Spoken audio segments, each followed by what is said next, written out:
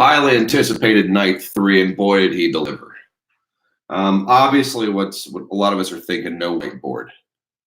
That was tough coming out of the gate. Anytime you see there's no whiteboard, and you see that little moment in the thumbnail, you know it's gonna be a good one. But this was one of those, like, it's like they come out and open up with joy or secret smile. You're like, all right, hope he'll overcome this, and overcome it he did. Going straight into a short first set, a few repeats, said more, probably 3 or 4 times about run about the same. There was an interesting flow as far as going into second set, first set. The whole show was all over the map. So was FZ. Kind of adventure, dipped his toes into second set recap for a moment or two, talking about Slave before going back and taking the full bath in first set. But as an own words, just rattling off the list and moving on. Because he had a huge second set. We're talking a tweezer minute by minute breakdown. I'm not sure if he's got notes or if he's checking times or if he's running a stopwatch while listening to the live Phish, but he's going about 12 minutes. Page steps up with a funky little riff. 13 and a half minutes, Trey steps back, takes the reins. 14 minutes and 30 seconds.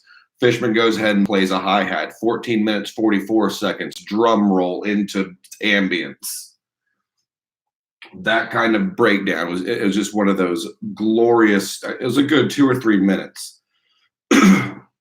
Very type 1, very focused, but just that extended, just the beautiful narrative and the play-by-play.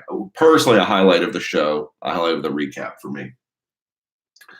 We even got a boom mid-recap, just throws in a boom. It's one of those recaps. He's feeling good. He's dropping booms, bangs, pops, pows, all in about a 10-second span. Just a boom, crash, bang.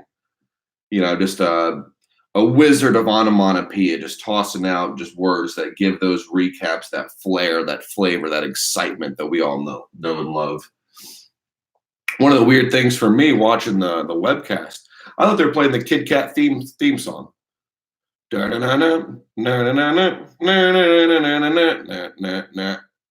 was disappointed to find out it was some sort of a Rangers hockey song, according to a comment on the recap. But apparently the Kit Kat jam deserved that primal caveman reaction that almost when the Hunter S. Thompson quote of when a man lets himself become a beast. To me, that's prime FZ, when he just rips off the chains of humanity and just becomes some sort of weird animal. And that was a great moment of that, where it's just a very primal sort of expression, more than like a precise intellectual breakdown. From there, not a whole lot of mention of the Trey story. A weird moment, kind of like I don't know, just some sort of slapstick comedy. FZ's not falling for that. He knows he's going straight into a Ric Flair reference. And the moment I heard that woo, the first woo I heard, I said, all right, that sounds like Nature Boy to me. Giving Flair a shout out. Grew up in Charlotte, a few miles down the road from Ric Flair, actually. Just why to drop my Ric Flair stories, as I'll do now. I've got 3 good ones. The first one, friend's mom worked at Presbyterian Hospital downtown Charlotte, where Ric Flair's wife had one of their children. Walked in on the Flair family as his wife, who'd recently delivered a baby, was performing a sex act on him in the middle of the hospital. That's the kind of man Ric Flair is. Has a kid, lady goes ahead and does her, yeah. Second story, my buddy had a friend who was friends with his daughter or something, and they hung out, and that led to Ric Flair selling my buddy some performance-enhancing drugs and I think some ecstasy as well out of the back of his truck in a Gold's Gym off Providence Road. Yeah. He was a pusher. Nature Boy. Woo! That doesn't come from nowhere. That comes from amphetamines. Same friend would actually see him in airports and restaurants randomly, and apparently he would try to ignore Rick because he was such a strange character. Third story buddy sees him in the airport, says, Ric Flair? Ric Flair turns around, just gives him a whoa! So there's my Ric Flair stories. There you go. All right. He ends with a solid boom. Goes back into a sports parallel, which to me is always glorious. But the NCAA championship, going to Tweezer, the March Madness bracket breakdown, a little out of place for December, but still, just the idea of Tweezer just hopping to the front of the NCAA basketball championship is pretty impressive.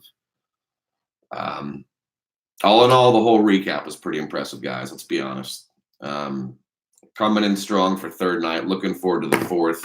I always call for it. Always will. The New Year's gag is going to be the band playing Peaches, then doing a 20 years later reprise, and then the stage opens up and FZ ascends like some sort of god. So that's what I'm calling for New Year's. Other than that, a mediocre to good show. All right. Where is it? I got mine. That's all I'm saying. Just trying to encourage him to step it up, do his part. But always, he gives us booms and killer reviews. Boom.